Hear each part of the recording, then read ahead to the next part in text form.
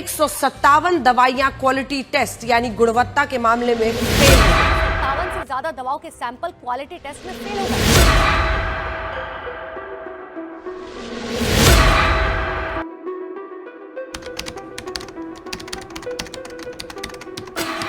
Recently central drug standard control organisation की report के according maximum 157 drugs quality test में fail हो गई हैं, जिसमें से बहुत ही कॉमन यूज होने वाली एस्पिरिन, टेलमिसार्टन, रोजुवास्टाटिन, इसोमेप्राजोल, रेविप्राजोल, टेलमिसार्टन। अब इसके पीछे की कहानी क्या है, हम इसको डिस्कस करते हैं। मींस टेलमिसार्टन, ये मेरे हाथ में टेलमिसार्टन है, एल्केम कंपनी का। टेलमिसार्टन क्वालिटी टेस्ट में फेल हुई है, ना कि टेलमी स्ट्रॉन्ग 40। मींस कहने का ये है कि अगर इसका बैच नंबर मैं पढ़ रहा हूँ तो 26440074 है। इस बैच की टेलमिसार्टन नहीं क्वालिटी टेस्ट में फेल हुई है। हेलेक्स कंपनी की मैन्युफैक्चर की गई ड्रग जो इंडियन फार्माकोपिया के इंस्ट्रक्शंस को प्रॉपर फॉलो नहीं करती है, वो क्वालिटी टेस्ट में फेल हुई है, ना कि टेलमिसार्टन एल्केम कंपनी की फेल हुई है। सेम ऐसी ही जो ड्रग फेल हुई है क्वालिटी टेस्ट में, वो डिफरेंट कंपनी के द्वारा मैन्युफैक्चर की गई है। सभी कंपनियों के टेलमिसार्टन क्वालिटी टेस्ट में फेल नहीं हुए हैं। मींस कहने का ये है कि अटोरबाइस्टैटिन जो कोलेस्ट्रॉल को लो करती है, इस बैच की क्वालिटी टेस्ट में फेल नहीं हुई है। एक स्पेसिफिक बैच की ड्रग्स जो है क्वालिटी टेस्ट में फेल हुई है। नॉट ऑल अटोरबाइस्टैटिन, और डिफरेंट कंपनी के सारी कंपनियों के अटोरबाइस्टैटिन जो है क्वालिटी टेस्ट में फेल नहीं हुई है, वो एक स्पेसिफिक कंपनी के क्वालिटी टेस्ट में फेल हुई हैं। अब क्वालिटी टेस्ट होता क्या है कि कंपनियां जब भी कोई दवाइयां बनाती हैं वो क्वालिटी टेस्ट के लिए जाती हैं सिडेस्को में। अगर वहाँ पे क्वालिटी टेस्ट उनका होता है, वो सक्सेस होती हैं जब वो मार्केट में रिलीज होती हैं। और अगर इसका क्वालिटी फेल हो जाता है वहाँ पे, तो ये मार्केट में रिलीज होने से रुक जाती हैं, या अगर वो मार्केट में ऑलरेडी रिलीज हुई हैं तो उनको मार्केट से हटा लिया जाता है। और एक ड्रग हमारी जो है क्वालिटी टेस्ट में फेल हुई है, डेट इज रोजुवास्टाटिन। रोजुवास्टाटिन क्वालिटी टेस्ट में फेल हुई है। मेरे हाथ में ये रोजुवास्टाटिन टैबलेट है। ये रोजुवास्टाटिन एल्केम कंपनी का है।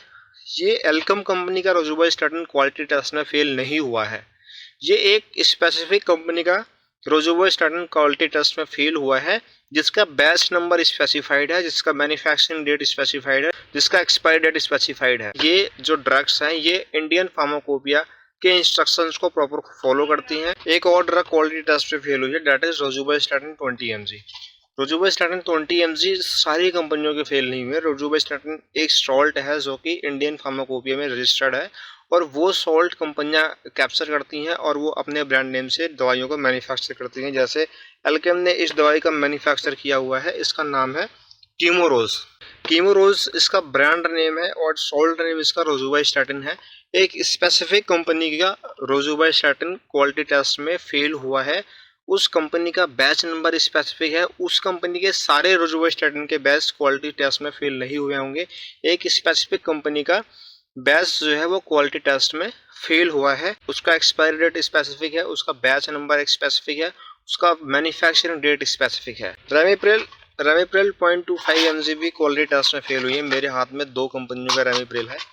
ये सिडेस्को के क्वालिटी टेस्ट में पास होके ही मार्केट में रिलीज होती हैं, और रेमिप्रिल सिर्फ उस कंपनी का फेल हुआ है क्वालिटी टेस्ट में जो उसकी अलर्ट में मेंशन है। सारी कंपनियों के रेमिप्रिल क्वालिटी टेस्ट में फेल नहीं हुई है। एल्केम कंपनी का रेमिस्टड 2.5 जो है ये क्वालिटी टेस्ट में फेल नहीं हुआ है। सेम इसोमेप्राजोल भी क्वालिटी टेस्ट में फेल हुई है।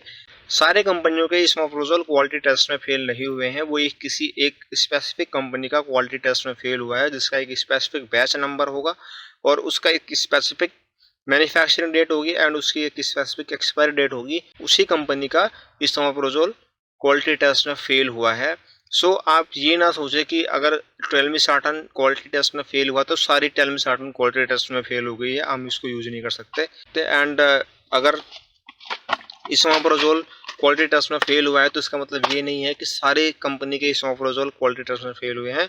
आप उस कंपनी का इसोमेप्राजोल ना यूज करें जो क्वालिटी टेस्ट में फेल हुए हैं, उसका एक स्पेसिफिक बैच नंबर होगा।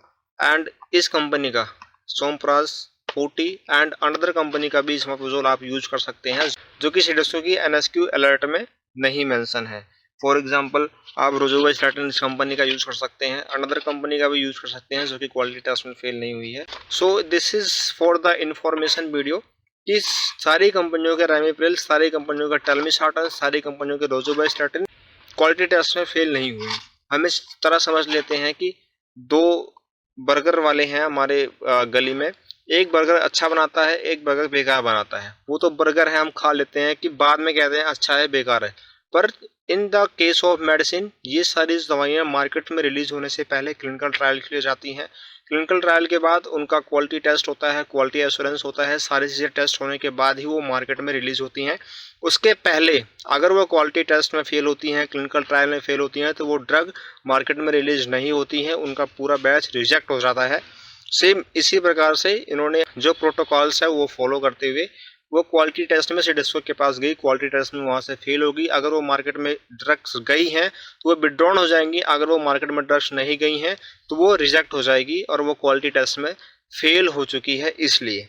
सो आप सारी कंपनियों का जो क्वालिटी टेस्ट में फेल हुई है यूज़ कर सकते हैं उस सॉल्ट की सेम दवाइयाँ, सिवाय उस कंपनी के।